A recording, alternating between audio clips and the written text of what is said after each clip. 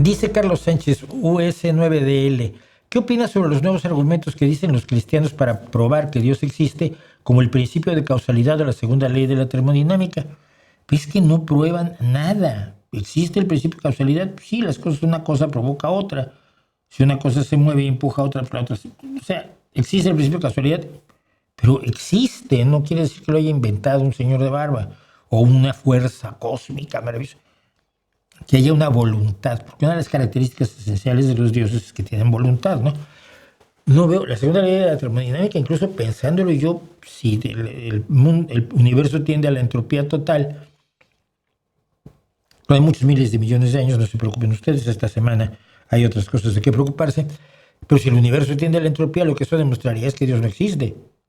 ¿O cómo crea un universo que se autodestruye?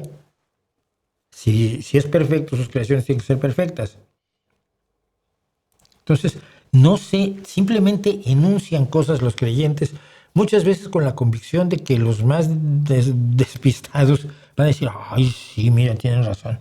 No hay ninguna prueba todavía de la existencia de ningún Dios.